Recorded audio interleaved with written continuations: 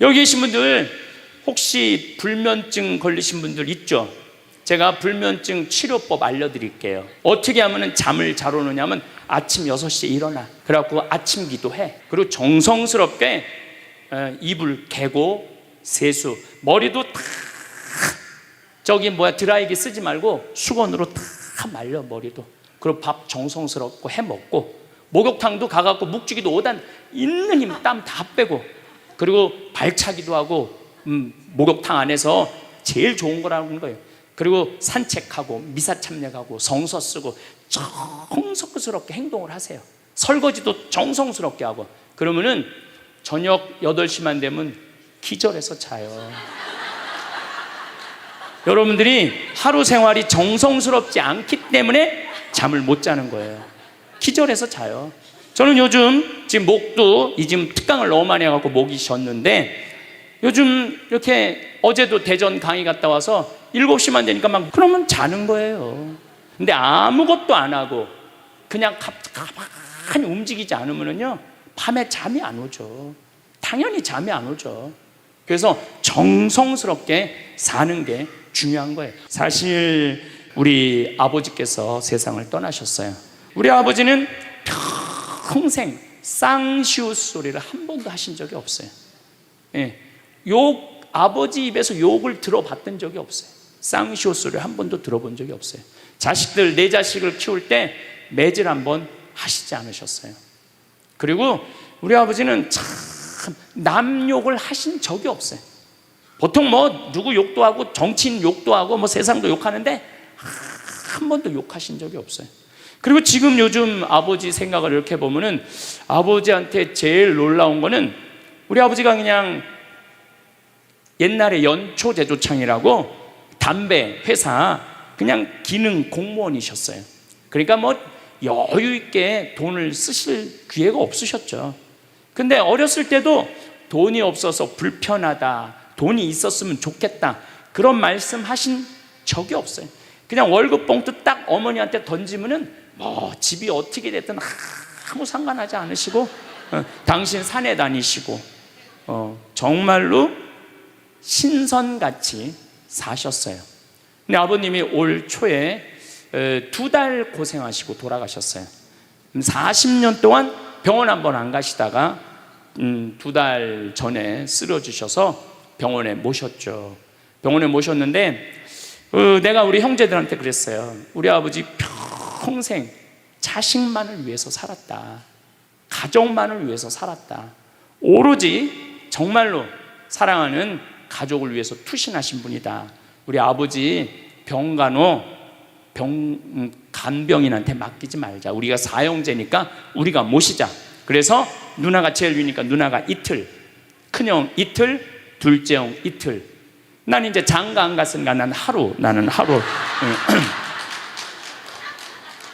그래서 우리 형제들은 전부 다 결혼하고 손자들이 전부 다 아들, 딸 이러니까 아이들이 다 돌아가면서 아버지 병간호를 했어요. 그야말로 자식들 품에서 돌아가셨죠.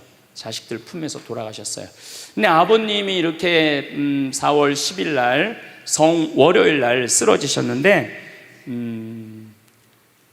의사들이 심폐소생술 하겠느냐고 그랬을 때 우린 싫다고 그랬어요. 왜 마지막으로 돌아가시는 아버지 갈비뼈를 다 부러뜨려? 그 정도 쓰러졌으면은 87세에 그 정도 병이시면은 이제 돌아가실 때예요. 근데 많은 경우 돌아가실 때 심폐소생술 하게 돼 있어요. 근데 우리는 원하지 않았어요. 내 자식 다. 그리고 아버님이 이 골수염이라는 이 병을 앓으셨는데 좀 많이 아프신 병이에요, 마지막에. 그래서 내가 아버지 원도 한도 없이 놔드렸어요. 왜 죽기 전에 아프면서 죽어야 돼? 그래서 조금만 아픈 기미만 보이면은 간호사한테 가갖고 놔달라고. 그래서 호스피스 병동에서 아플 때 진통제 놔드리는 거, 마지막 효도는 많이 놔드리는 거예요. 그래서 우리 아버지 돌아가시기 전에 원도 한도 없이 하고 가셨어요. 원도 한도 없이. 그 조금의 고통을 덜어주는 게 내가 보기에는 효도라는 생각이 들더라고요. 아버지 이렇게 쓰러졌을 때 생명 유지장치 하겠느냐고 의사들이 얘기를 하더라고요. 우리는 아무도 원하지 않았어요. 그냥 아버님 편안하게 보내드리고 싶다고. 왜? 우리 아버지는 참 행복하게 사셨어요. 자식들이 아버지를 너무너무 좋아하고 사랑하고. 그래서 효도를 원도 한도 없이 해드렸냐 이럴 건 자신 있게 말씀 못 드리죠. 하지만 그래도 자식들이 아버지, 손자, 손녀들이 할아버지 너무너무 사랑했기 때문에 편안하게 보내드릴 수 있었어요. 제가 작년에 왠지 우리 아버님한테 용돈을 많이 드리고 싶더라고요. 평생 돈 한번 넉넉하게 써보시지 못한 아버지한테 용돈 많이 드려야 되겠다. 그래서 제가 작년에는 이제 외부 강의 한 달에 한 번 하면 한 번, 두 번 하면 두 번. 아버지가 무슨 돈을 이렇게 많이 주느냐고, 신부님. 아버지 원도 한도 없이 마음껏 써보시라고. 그래서 작년 한 해 내도 그전에는 조금씩 용돈 드리다 작년에는 그냥 막 이만큼씩 드렸어요. 아버지 원도 한도 없이 쓰시라고. 마음 안에 이런 마음이 있었어요. 한번 평생 마음껏 돈 한 번 써보시지 못한 아버지 마음껏 돈 쓰시라고. 그랬다 1억을 드리거나 2억을 드린 게 아니야. 100만 원, 200만 원, 한 달에 300만 원 용돈 드린 거죠. 그러니까 아버님이 노인정에 그 노인 어르신들 밥 다 사고, 또 우리 자녀들이 그 23명인데 아버지한테 식사하러 가면은 아버지가 밥값을 다 냈대. 우리 누나가 항상 하는 얘기가 아버지 지갑에 항상 100만 원 있었대요. 그래서 얼마나 기분이 좋아. 아버지 돌아가셨을 때 노인정에서 그랬대요. 물주 세상 떠나서 어떻게 하느냐고 그랬대. 물주 세상 떠나서 어떻게 했느냐고. 아버님이 1년 동안 원도 한도 없이 즐겁게 사시다가 세상 떠난 거예요. 저는 효도도 나중에 한다는 건 다 거짓말이야. 효도하려면 언제 해야 돼? 지금 해야 돼, 지금. 부모님한테 돌아가시고 난 다음에 땅을 치고 통곡하는 거 다 소용없어요. 그냥 내가 지금 할 수 있을 때 최선을 다해서 효도하는 게 그게 효도라는 생각이 들더라고요. 어쨌거나 아버님은 쓰러지신 날 당신 스스로 걸어서 화장실 가셨어요. 아침까지. 그리고 오후 1시에 쓰러지셨어요. 그래갖고 밤 10시 41분에 돌아가셨어요. 근데 제가 아버지한테 그랬어요. 아버지 돌아가시려면은 오늘 돌아가셔야 된다고. 왜냐하면 그날이 성월요일이었거든요. 성화요일 날 돌아가시면은 장례미사를 못해요. 왜냐하면 성목요일 날은 장례미사를 못하게 돼 있어요. 성금요일, 토요일 다 장례미사 못해요. 그리고 예수부활 대축일 장례미사 못해요. 그리고 그 다음 월요일 날 장례를 해야 되는 거야. 의사 선생님은 오늘 내일 돌아가실 것 같다고 그러는데 내가 그랬어. 돌아가시려면 오늘 돌아가시라고. 내일 돌아가시지 말고. 근데 딱 10시 41분에 돌아가셨어요. 그래서 성수요일 날 아버님 장례 미사를 하는데 우리 수원교구에 주교님 4분이 다 오셨어. 얼마나 그게 영광스러워요. 주교님이 4분이나 오셨으니까. 왜냐하면 성주관이니까 주교님들이 외국에 아무도 안 나가시고 교구청에 다 계셨던 거야. 얼마나 좋아요. 주교님 4분이 다 오셔서 미사를 봉헌해 주시니 얼마나 축복된 아버지예요. 또 신부님들이 많이 오셔갖고 그 성당에 수원 정작 꽃매 성당인데 꽤 그래도 큰 성당인데 신부님들이 꽉 차갖고 젊은 신부들이 지하에서 미사를 봉헌했다는 거예요. 그것처럼 축복이 어디 있어요. 그냥 하루라도 더 살라고 용 쓰다가 화요일 날 돌아가셨으면 7일장 하는 거예요. 7일장. 하루라도 더 살라고 용을 쓰셨으면. 근데 우리 아버지는 정말로 살아있을 때도 나한테 행복을 주시는데 떠나실 때도 행복하게 떠나시더라고요. 여러분들도 마찬가지예요. 여러분들도 살아있을 때도 행복하게 사시고 죽을 때도 행복하게 죽으세요. 괜히 안 죽으려고 이렇게 용 쓰고 저렇게 용 쓰다가 누워서 10년 동안 똥오줌 싸기 시작하면요, 그때부터는요, 여러분들은 제일 좋은 거는 자다가 주무시다가 죽는 거예요. 그런데 갑자기 돌아가시면 자식들이 너무 힘들으니까 그저 3개월 정도 앓으시다가 돌아가시면은 자식이 이별할 시간을 주는 거예요.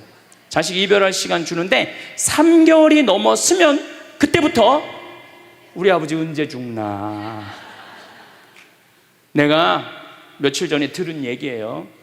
멀쩡한 집에 딸 둘이 무당한테 가갖고 그랬대요. 우리 엄마 언제 죽느냐고. 그래서 무당이 그랬대요. 엄마가 지금 아프냐고. 안 아픈데 너무 건강한데 우리를 너무 힘들게 해갖고 언제 죽는지 너무 궁금해서 와봤다고. 이게 부모 자식지간의 일이야. 부모 자식지간의 일이야. 그러니까 여러분들은 이제 자식한테 뭘 기대서 산다는 생각 꿈도 꾸지 말고, 죽을 때도 자식한테 효도받는다는 생각 하지 말고 여러분들이 알아서 미리 써놓으세요. 저도 아버님을 보내드리면서 굉장히 슬펐죠. 하지만은 우리 아버지 너무너무 열심히 사셨고, 마지막에 우리 주교님들, 우리 사제들, 또 수많은 교우들이 기도 속에서 저는 아버지 하늘나라로 갔다고 생각을 해요. 또 아버지는 살아생전에 고향이 경상도 함양인데 어머니가 이미 가묘를 다 해놨어, 고향에다가. 근데 아버지는 고향에 가기 싫다는 거예요. 어머니는 고향에 가고 싶고, 죽으면은. 그래서 아버지는 나는 고향에 안 가. 어머니 왜 안 가냐고. 그 고향에 그 좋은 산소 써놓고 맨날 두 분이 간다 안 간다 그러시더라고요. 난 그 얘기를 들을 때마다 참 웃기더라고요. 왜 웃기냐면은 갔다가 모셔다가 묻는 건 우린데 본인이 간다고 가고 안 간다고 안 가. 우리가 모시는 대로 가는 거지. 근데 작년에 아버님이 굉장히 건강하셨어요. 올해 쓰러지시기 전에. 근데 아버님 말씀이 제 귀를 울리더라고요. 그래서 우리 천주교 수원교구 안성 천주교 공원묘원에 갔어요. 가서 우리 후배 신부님한테 제일 좋은 자리를 좀 봐줘라. 딱 갔는데 정말로 산소 자리가 좋더라고요. 그냥 양지 바른데 앞에 우리 아버지가 참 파란 걸 좋아하셨는데 그 아버님 내가 산소 자리 본데 앞에 파란 골프장이 쫙 보여. 얼마나 좋은지. 그래갖고 아무도 몰래, 우리 가족 아무도 몰래 내가 예약을 해놨어요. 그리고 아버님 돌아가셨을 때 안성 천주교 공원묘 모셨죠. 아버님이 왜 고향에 가기 싫어하셨느냐면은 우리 큰할아버지, 둘째 할아버지가, 셋째 할아버지까지 있었는데 큰할아버지가 딸만 6을 낳았어요. 둘째 할아버지는 아들을 3을 낳았는데 둘째 할아버지 첫째 아들이 우리 아버지야. 근데 1930년, 우리 아버지가 30년생이시니까 87세니까 그때는요 장손집에 아들이 없으면 8살 이전에 큰아버지 집에 가서 양자로 자라야 돼. 아버지는 그랬던 거예요. 그래서 친어머니 아버지 밑에서 못 자라셨어. 그래 고향이 싫은 거야. 그래서 난 고향에 안 간다고. 근데 제 생각에는 그 아버님의 마음을 헤아려 주는 게 난 예의라는 생각이 들더라고요. 그래서 아버님 원하는 대로 안성에 모셨는데 얼마나 좋은지 몰라요. 어제도 갔다 왔어요. 그냥 오며 가며 가는 길에, 강의 가는 길에 한번 가서 뵙고, 우리 아버님 마지막까지 담배를 피셨어요. 그것 때문에 돌아가신 거지만은, 그래갖고 어제도 담배 한 대 탁 물려드렸어요. 피시라고. 갈 때마다 담배를 한 대씩 물려드리세요. 무슨 얘기냐면 부모하고 자식은 살아서도 좋고 죽어서도 좋아야 돼. 그런데 부모님이 10년 동안 똥오줌 싸고 치매 걸려갖고 지겨워. 부모님 찾아오지도 않았어. 그래갖고 부모님이 돌아가셨어. 그럼 자식이 땅을 치고 불효한 것에 대해서 울면서 통곡해. 그리고 돌아가셨는데도 부모님 먼 데다 모셔놔갖고 1년에 한 번, 2년에 한 번 가고, 살아서도 안 좋고 죽어서도 안 좋은 거예요. 그러니까 여러분들은 살아서도 좋고 죽어서도 좋은 부모 자식 관계를 유지하려면 죽음에 대해서 생각을 많이 하셔야 돼. 죽음에 대해서. 근데 이제 아버님 돌아가셨는데 딱 화요일 하루 장례를 했는데 조문객들이 얼마나 많이 왔는지 밥을 7번을 했대요. 보통 장례 밥 1번 한대. 근데 밥을 7번 했대. 우리 형님 둘도 나만 활동을 많이 하는 게 아니라 형님 둘도 어마어마하게 친구가 많더라고 보니까. 우리 누님도 그렇고. 그러니까 그냥 1000명 이상이 조문객이 왔으니까 조의금도 굉장히 많이 들어왔다는 얘기죠. 조의금도. 근데 내가 그 조의금을 싹 모아서 평창으로 갖고 왔어요. 우리 형제들은 조의금을 구경도 못했어요. 제가 왜 그걸 싹 모아서 갖고 왔느냐 하면은, 내가 본당 신부 때 장례 식장에 교우들 초상 남은 가문은 상주가 안 나와. 왜 안 나오냐 그랬더니 저기 지금 방에 들어가고 조의금 갖고 싸운다는 거야. 네가 더 가질 거냐 내가 더 가질 거냐. 어쨌거나 하여튼 아버님 그 조의금을 싹 갖고 왔어요, 평창에. 그래갖고 내가 우리 형제들한테 얘기했어요. 아버님 돌아가신 조의금은 어린아이를 위해서 쓸 거고, 어머님이 돌아가신 조의금은 노인분들을 위해서 쓸 거다. 그래서 이번에 잠비아에 어린이 고아원 짓는데 아버님 조의금 보냈어요. 또 빈센트 병원에서 이번에 20명을 수술을 해줬는데 그 중에 2명 아버님 조의금으로 또 수술도 해주고, 아직도 많이 남아있어. 아직도. 이제는 여러분들 떠날 때 자식한테 주고 떠나지 마세요. 세상에 주고 떠나세요. 어떤 세상에? 어렵고 힘들고 고통받는 사람들한테 주고 떠나세요.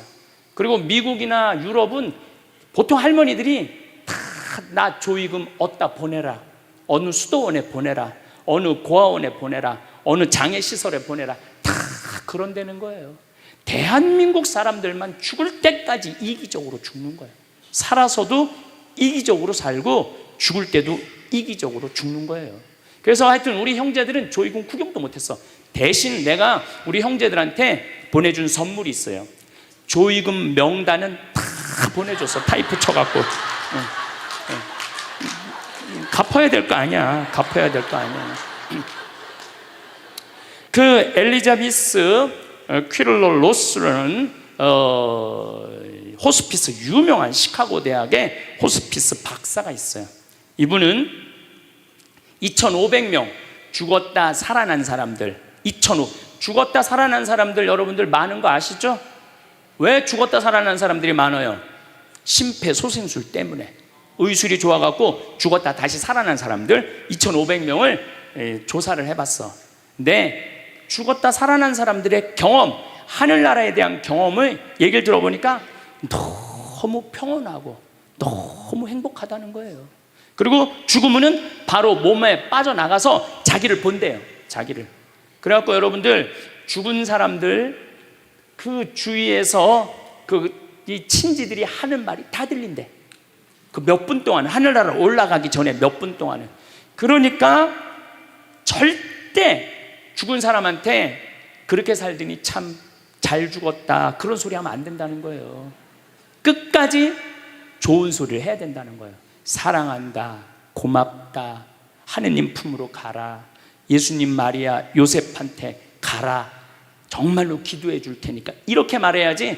그렇게 우리를 괴롭히더니 이렇게 죽는다고 정말로 지옥에 갈 사람이라고 이렇게 말하면은 다 영원히 듣는다는 거예요. 그리고 죽었다 살아난 사람들의 아주 기가 막힌 얘기는, 안 못 보는 사람은 죽으면 다 보인다는 거예요. 눈이 다 보인다는 거예요. 그게 그냥 하는 게 아니라 다시 살아 돌아와서 아무것도 못 봐. 근데 의사가 무슨 반지를 어떻게 꼈고 이 병원이 어떻게 생겼고 누가 어느 자리에 있습니까지 다 아는 거야. 죽었다가 죽으면은 눈이 보이는 거야. 다리 없는 사람은 다리가, 자기 다리가 있다는 거예요. 듣지 못하는 사람은 듣고, 아픈 사람은 아픈 부위가 다 없어진다는 거야. 그러니까 여러분들 지금 살아있으면서 뭐 몸에 허리도, 아까 할아버지 한 분 안수해달라고 그래갖고 안수해, 허리가 막 이렇게 구부러진 사람 죽으면 딱 펴진다는 얘기예요. 그러니까 완전히 사도 바오로의 말씀처럼 새로운 모습으로 변하는 거야. 죽으면 끝이 아니야. 하느님께로 가는 여행의 시작이에요. 그러니까 죽는 거를 막 그냥 밀어내시지 마세요. 한 70년, 80년 살았으면 살 만큼 살지 않았어? 그렇죠? 뭐하러 200년을 살아? 뭐하러 300년을 살아? 또 200년, 300년 사는 것도 좋아요. 그런데 정말로 감동 속에서, 행복 속에서, 사랑 속에서 200년, 300년을 살면 좋지. 근데 여러분들 한 200살 되면 여러분들하고 놀아줄 사람이 몇 명이나 될 것 같아? 200살 단 사람하고. 그 외로움 속에서 사는 거예요. 그래서 자연의 순리를 따르고 사는 게 가장 좋은 거예요. 자연의 순리를. 그래서 사는 만큼 살다가 떠날 때 이제 누구한테 간다고 생각하면 돼? 하느님 아버지한테로 간다고 생각하면 돼. 그래서 죽는 게 결코 나쁜 게 아니에요. 되게 죽은 사람들의 경험을 들어보면은, 내가 이 키블러 로스라는 이분 책을 요즘 계속 읽고 있는데, 기가 막힌 거는 딸이 죽었어. 근데 다시 살아났어. 근데 이 딸이 아빠 엄마한테 얘기하는 거. 엄마 아빠, 내가 죽었는데 오빠가 나를 너무 행복하게 기다리고 있어. 그래서 그 오빠랑 놀았는데 너무너무 행복했어. 근데 이 엄마 아빠는 너무너무 놀란 거예요. 왜 놀랐느냐 하면은, 이 아이가 태어나기 전에 오빠가 죽어갖고 단 한 번도 오빠 얘기를 한 적이 없거든. 근데 죽어서 그 오빠가 기다리고 있는 거예요. 그러니까 이 기가 막힌 노릇 아니에요. 또 이런 경우도 있었다고 그래요. 어떤 경우가 있었느냐 하면은, 교통사고 났어. 여동생, 오빠, 아빠가 했는데 오빠하고 아빠는 죽은 거야. 이 여동생은 다 기절한 상태에서 죽었는지 안 죽었는지 확인할 길이 없잖아요. 근데 다시 죽었다고 생각하고 병원에 가서 살아났어. 근데 이 여동생이, 엄마 너무 슬퍼하지 마. 하늘나라에서 오빠하고 아빠가 날 기다리고 있어. 너무 행복해. 근데 얘는 오빠하고 아빠가 죽었는지 모르는 상태, 혼수 상태인데 그걸 아는 거예요. 근데 여기 특징 중에 하나는, 죽어서는 살아있는 사람은 절대 못 본대요. 죽은 사람만 본다는 거예요. 죽은 사람만 하늘나라 가서 본다는 거예요. 그래서 여러분들도 세상 떠나면은 하느님 기다리고 있고 너무 행복한 나라로 가는 거예요. 그러니까 죽음은 그 번데기가 이 알을 까고 자기 껍데기를 까고 나비가 되는 것처럼 지금보다도 훨씬 아름다운 세상으로 가는 게 죽음이에요. 이제 21세기는 안 죽는다고 100살을 사니 200살을 사느니 좋은 게 아니에요. 100살, 200살 동안 불면증, 우울증, 미움, 분노, 외로움, 심심함으로 사는 것보다 그냥 한 70, 87세까지 살다가 죽어갖고 행복하게 먼저 떠난 사람들하고 하느님 품에서 행복하게 사는 게 좋죠. 그래서 여러분들 이제 행복하게 살다가 행복하게 떠나셔야 돼. 그리고 제가 늘 말씀드리지만, 나중에 행복하지 마세요. 언제 행복해? 지금 행복하세요. 지금. 나중에 돈 쓰지 말고 언제 써? 지금 쓰세요. 지금. 그리고 여기 있는 분들 지금 얼굴을 보니까 돈 쓸 수 있는 마지막 얼굴들이 많다니까. 마지막 얼굴들이 많아. 그리고 우리나라는 이제 드디어 3만 달러를 넘어서요. 선진국 대열에 들어서요. 선진국에 들었으면은 어르신들, 노인분들 연금 지금 20만 원에서 60만 원, 70만 원으로 다 올라가요. 그러니까 돈 없는 거 걱정하지 마세요. 여러분들이 엉뚱한 사기에만 안 당하면은 먹고 사는데 아무 지장 없어. 욕심만 안 부리면은 충분히 행복하게 살 수 있어. 그리고 이렇게 강의 따라다니면서 배우는 여러분들, 진리를 목말라 하는 여러분들은 앞으로 행복하게 사실 수 있으세요. 예.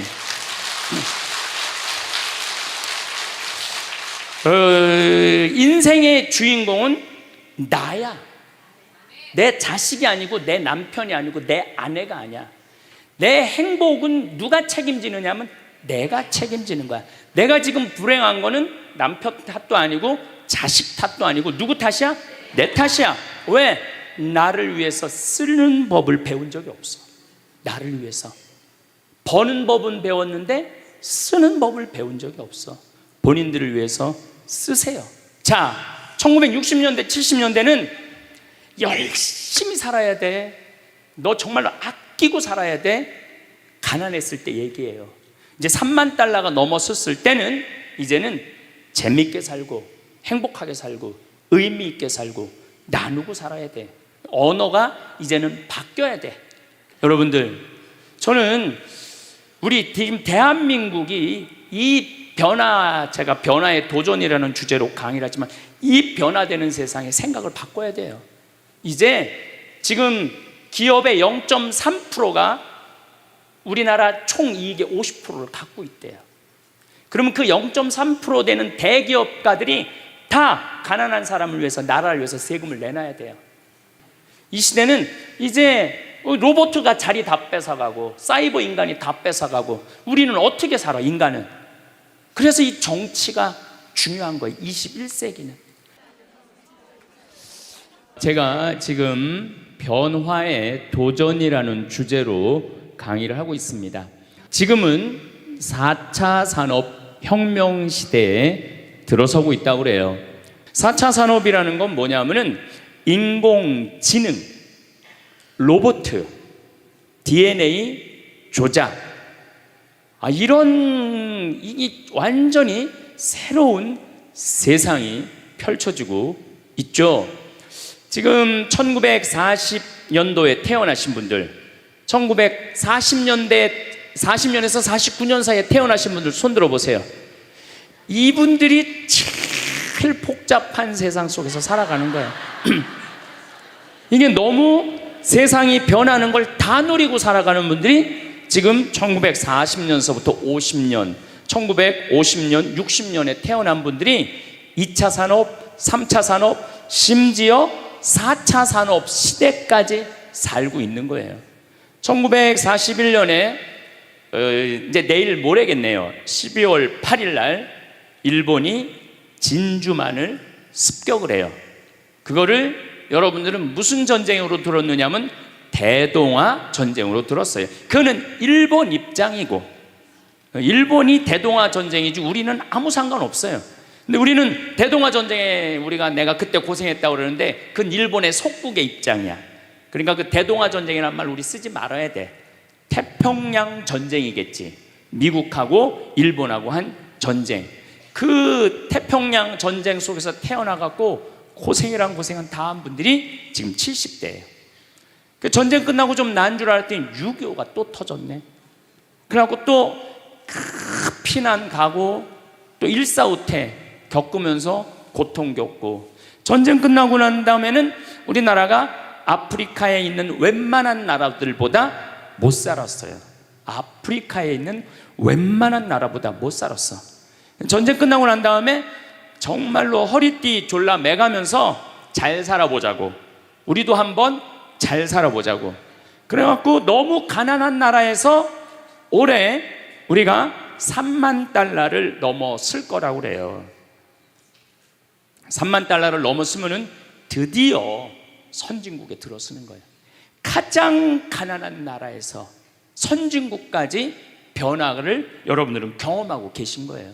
그러니까 여러분들은 너무나 혼란스러운 세상 속에서 이날 이때까지 헤쳐나오고 계신 거예요. 근데 문제는 이제 2020년부터 펼쳐질 4차 산업 시대, 이것까지 살아야 되니까 얼마나 복잡해. 이것까지 살아야 되니까 그냥 중간에 살다가 죽으면은 이 꼴 저 꼴 안 보고 그냥 좋은데, 아니 안 죽으면서 지금 70대 후반 되신 분들 앞으로 보통 20년 정도 더 사실 거예요. 70년대 후반 되신 분들. 근데 60대 되신 분들은 120살까지 거의 살 거예요. 지금 60대 되신 분들은. 그리고 재수 없는 60대들은 200살까지 살 거예요. 200살까지. 재수 없는 60대들은. 그 이야기를 제가 오늘 하려고 그러는 거예요. 자, 제가 한 10년 전에 평화방송에 이런 강의를 했었어요. 아마 또 평화방송에서 계속 틀어주니까 그 내용이 나올 거예요. 10년 전에 한 얘기예요. 앞으로 2020년이 되기 시작하면은 인간은 세 종류로 나눠질 것이다. DNA 조작 인간. 이제 DNA를 조작할 수가 있어요. 우리가 눈을 밝게 할 수도 있고, 귀를 잘 들리게 할 수도 있고, 근육이 완전히 이 아놀드 슈왈거네처럼 근육이 막 이렇게 튀어나오게 할 수도 있어요. 운동 안 해도 DNA 조작 인간. 옛날에는 DNA를 한번 내가 DNA가 어떤지 검사하려고 그러면은 2억 내지 3억이 들었어. 그런데 지금은 내 DNA를 검사하는데 얼마면 검사할 수 있냐면 5만 원이면 검사할 수 있어요. 5만 원이면. 세상이 엄청 변한 거예요. 그래서 이제는 지금 태어나는 아이들은 이제 아파서 병원 가는 일은 거의 없을 거예요. 미리 병원에서 전화를 해요. 너 요때쯤 심장마비가 올 DNA가 있다. 와서 고쳐라. 그럼 DNA 조작만 하면 심장마비가 넘어가는 거예요. 그러니까 안젤리나 졸리라는 미국의 영화 배우가 있어요. 2010년에 유방을 잘랐어요. 왜냐하면 DNA 검사를 해보니까 언니도 그렇고 엄마도 그렇고 본인도 걸릴 확률이 있는 거예요. 그러니까 미리 병을 예방을 하는 시대가 오는 거예요. 그게 DNA 조작 인간이에요. 근데 우리 교회는 그런 걸 절대 허락하지 않죠. 절대 허락하지 않는데 절대 현대인들은 할 거라는 거예요. 그 다음에 두 번째 인간은 어떤 인간이냐면 사이버 인간, 기계 인간이에요. 인공지능 로봇 인간.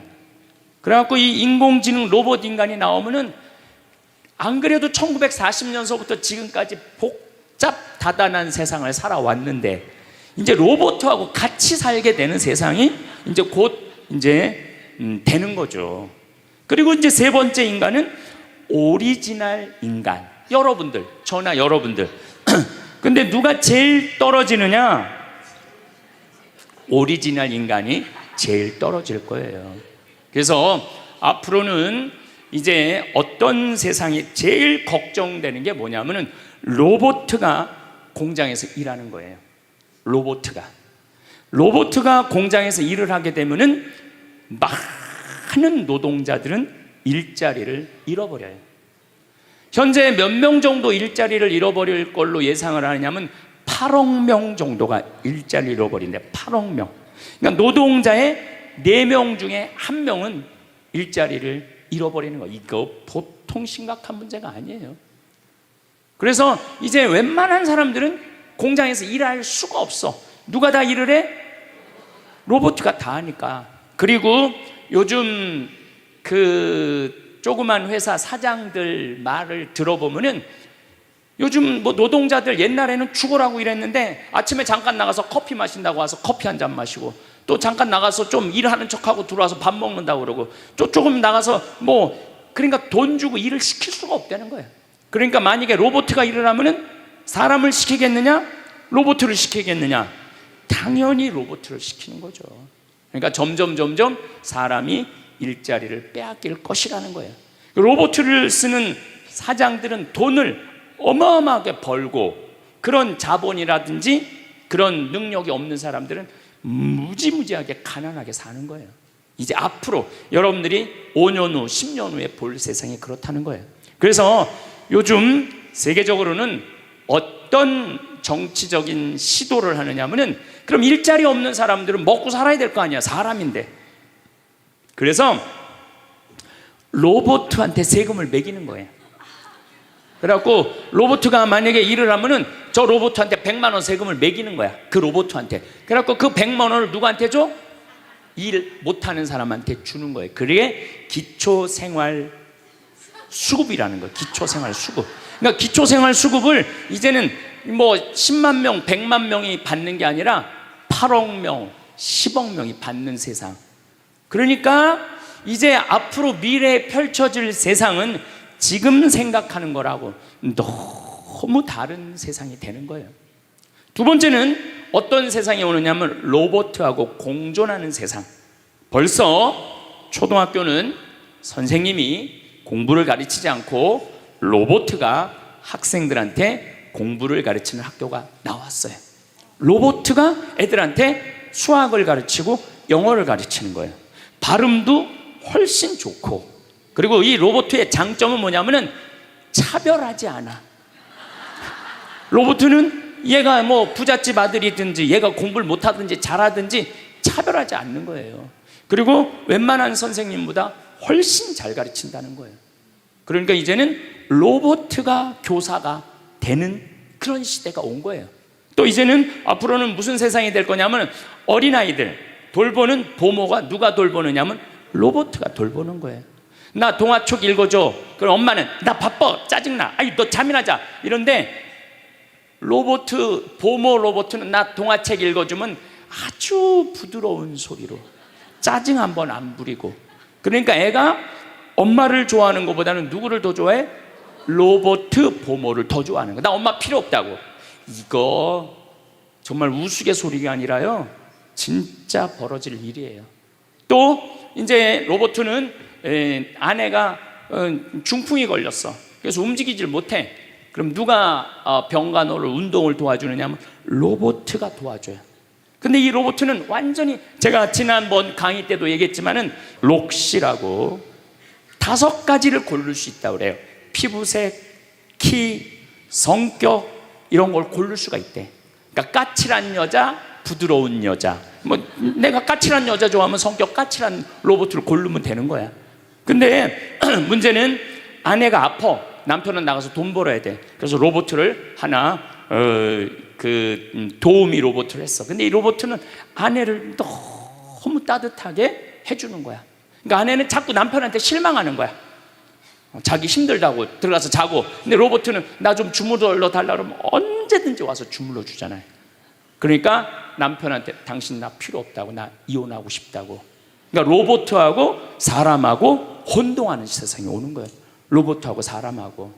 그리고 더욱 2040년이 되면은 이 로봇가 감정까지 느껴. 그래서 사랑까지 할 수 있다는 거예요. 사랑까지. 아내 역할을 다 할 수 있는 세상이 온다는 거예요. 저 신부님 너무 앞서 나가는 거 아니야. 앞서 나가는 거 아니에요. 지금 미래 과학자들은 다 그런 세상이 온다고. 근데 이게 먼 미래가 아니라 바로 코앞에 와 있다는 거예요. 바로 코앞에 와 있다는 거예요. 3D 프린터기로 콩팥 만들 수 있어요. 간 만들 수 있어요. 참 이게 오래 사는 게 2045년까지만 살면은 안 죽는다는 거예요. 2045년. 그러니까 내가 80살까지만 나도 살면 어떻게든지 버티면은 안 죽을 수 있다는 거. 80살까지만.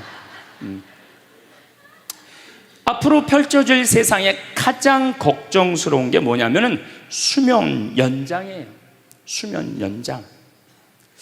여기 계신 분들 중에 아까도 말씀드렸지만은 100살, 120살, 정말로 재수 없으면은 200살까지 살 수 있는 분들이 많습니다. 실질적으로 많아요. 근데 여러분들 오래 사는 거 좋을까요? 내가 많은 분들이 오래 살기를 원해요. 안 죽는 걸 원해요. 근데 내가 만약에 앞으로 뭐 길게 안 보고 딱 120살까지 산다고 보면 내가 앞으로 67년 정도 더 살면은 120살 되거든요. 67년. 근데 내가 앞으로 67년 동안 사는 동안 불면증이 있어. 매일 밤마다 잠이 안 와. 67년 동안. 그 여러분들 좋을 것 같아요? 내가 정말로 마음 안에 미움이 너무너무 꽉 차 있어. 67년 동안 계속 미움 속에서 살아. 분노가 꽉 있어. 67년 동안 분노 속에서 항상 좌절감을 맛보고 있어. 우울하고 있어. 내가 우울해. 또 좋으래. 어떨 땐 좋을 땐 너무 좋고 싫을 땐 너무 싫고. 그렇게 막 up and down 그러면서 앞으로 50년, 60년 사는 거 좋아요?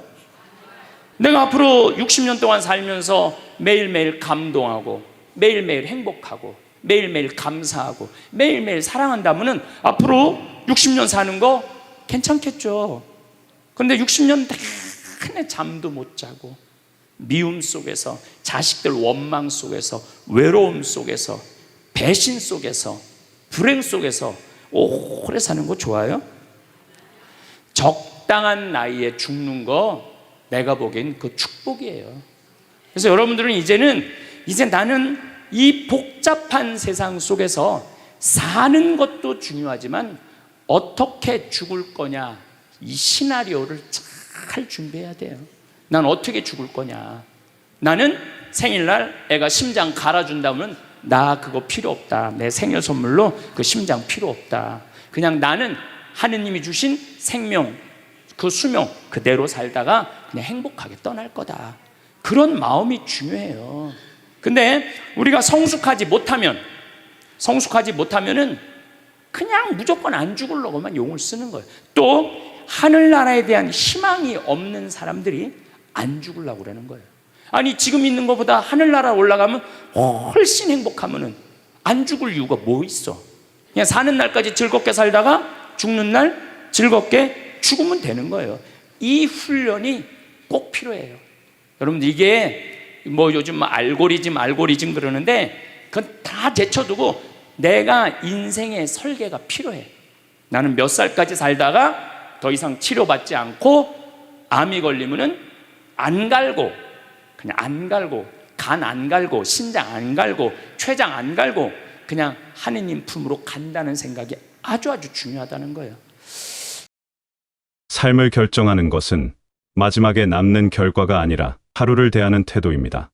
무엇을 이루었는가 보다 어떻게 살아가고 있는가가 마음의 빛깔을 바꿉니다. 같은 시간을 살아도 어떤 이는 단단해지고 어떤 이는 쉽게 흔들립니다. 그 차이는 가진 것에 많고 적음이 아니라 삶을 다루는 방식에서 비롯됩니다.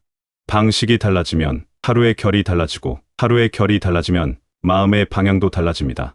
결국 우리가 바꿀 수 있는 것은 환경이 아니라 태도이며, 태도가 바뀌는 순간 삶의 흐름도 조금씩 달라지기 시작합니다. 거창한 계획이나 극적인 변화가 아니라 오늘 하루를 어떻게 맞이하는가가 내일의 마음을 만듭니다. 아침에 눈을 뜨고 어떤 생각으로 하루를 시작하는지, 밥을 먹을 때 어떤 마음으로 숟가락을 드는지, 그런 작은 순간들이 모여 삶의 방향을 결정합니다. 작은 선택들이 쌓여서 삶의 큰 흐름을 만들어냅니다.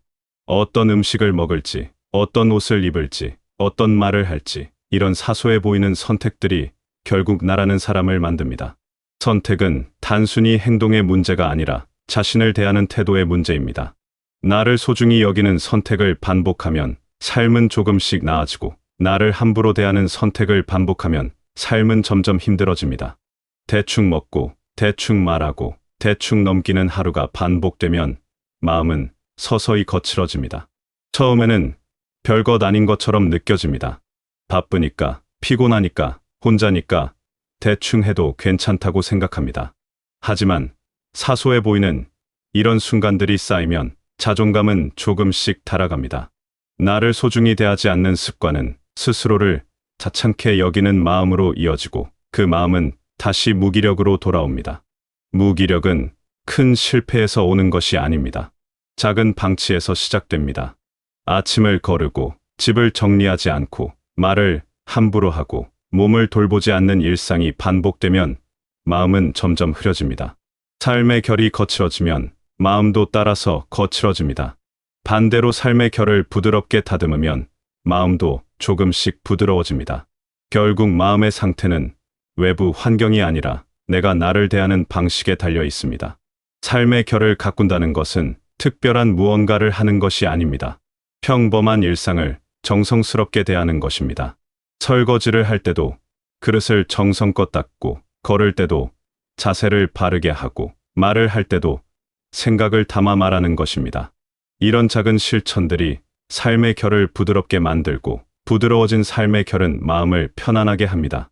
정성은 돈이 아니라 태도입니다. 비싼 음식을 먹는 것이 아니라 천천히 음미하며 먹는 마음이 정성입니다. 좋은 옷을 입는 것이 아니라 단정하게 입는 마음이 정성입니다.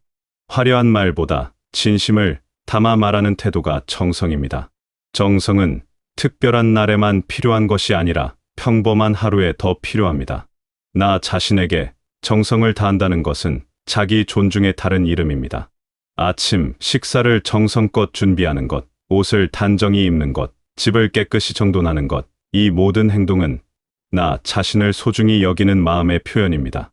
정성은 거창한 것이 아닙니다. 밥을 먹을 때 자리에 앉아서 먹는 것, 말을 할 때 상대의 눈을 보며 말하는 것, 물건을 제자리에 놓는 것, 이런 작은 행동 하나하나가 정성입니다.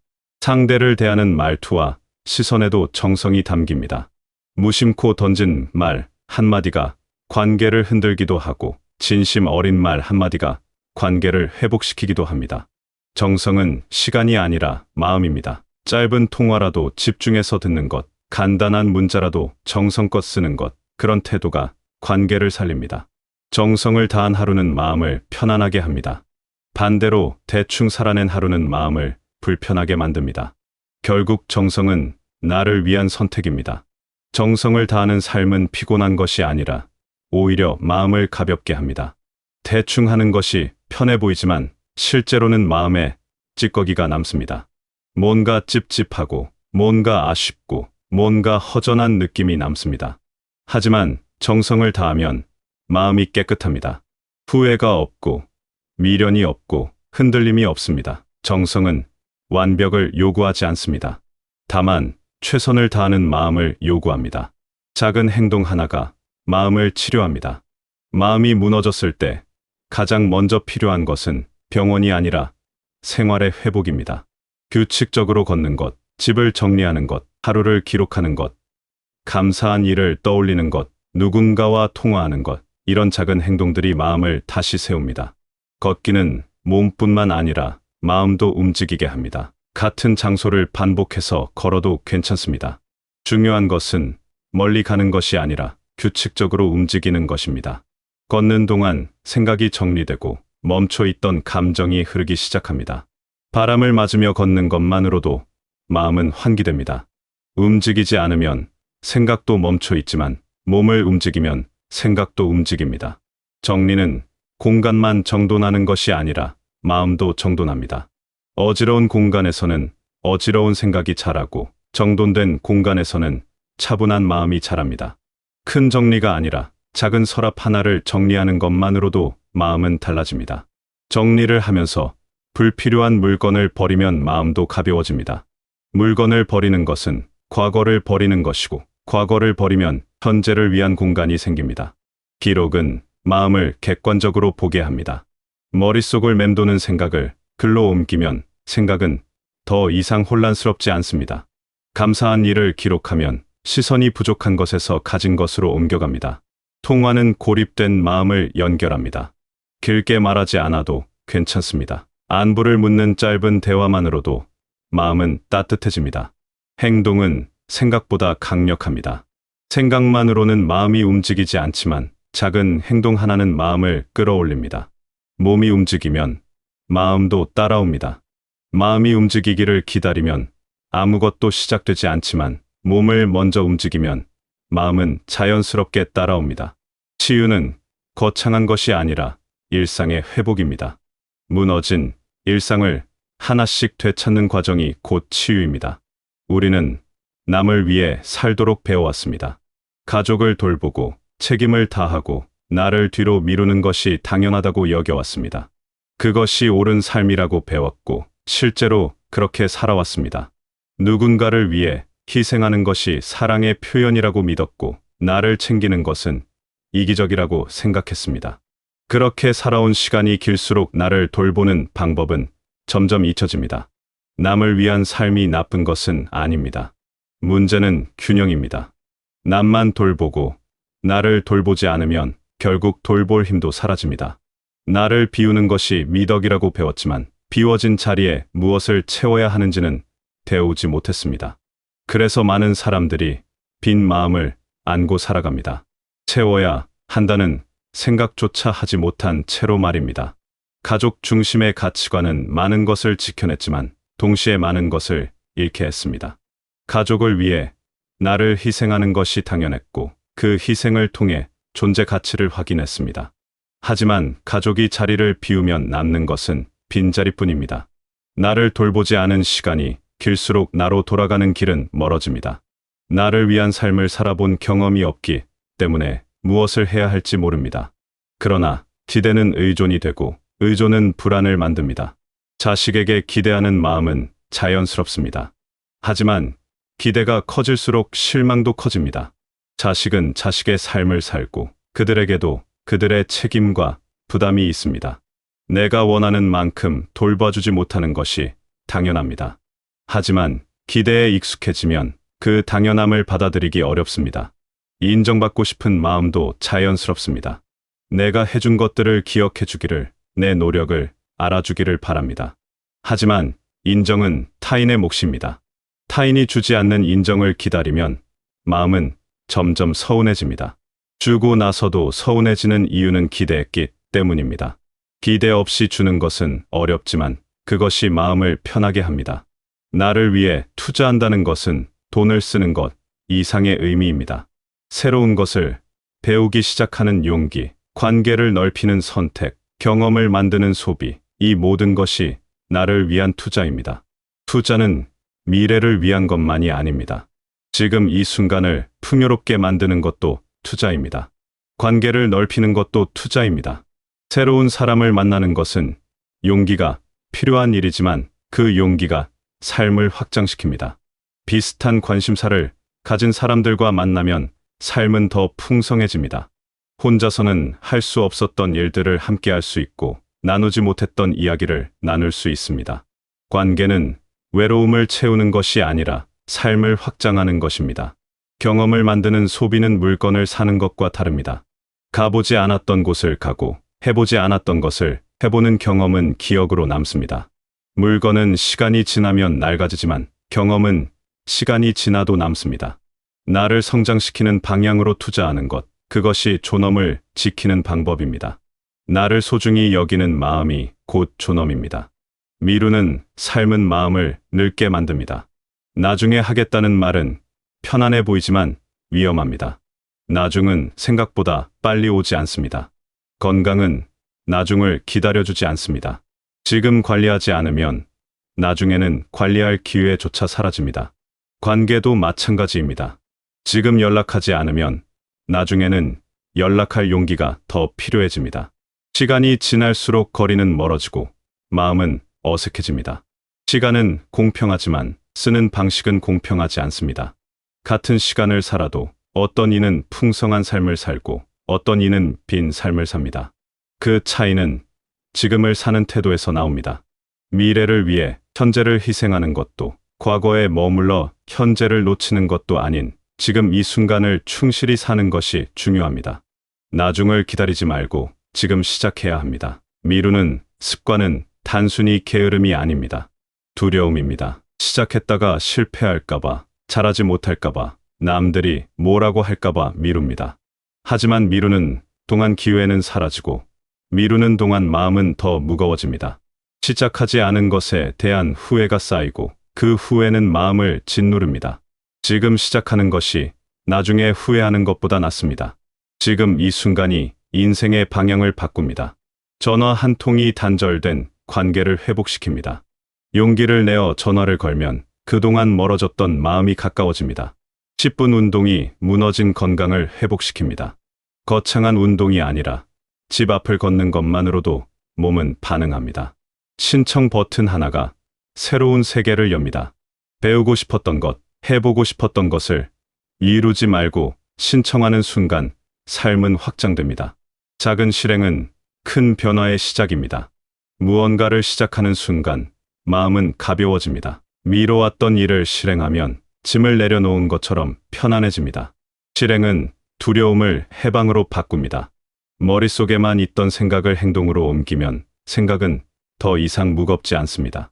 실행의 감정적 해방감은 예상보다 큽니다. 시작하기 전에는 두렵지만 시작하고 나면 왜 미뤘는지 알 수 없습니다. 작은 실행 하나가 다음 실행을 부르고 작은 변화가 큰 변화를 만듭니다. 지금 할 수 있는 가장 작은 일부터 시작하면 됩니다. 완벽하게 준비되지 않아도 괜찮습니다. 완벽한 순간을 기다리면 아무것도 시작되지 않습니다. 불완전한 시작이 완벽한 준비보다 낫습니다. 실행은 완벽함을 요구하지 않습니다.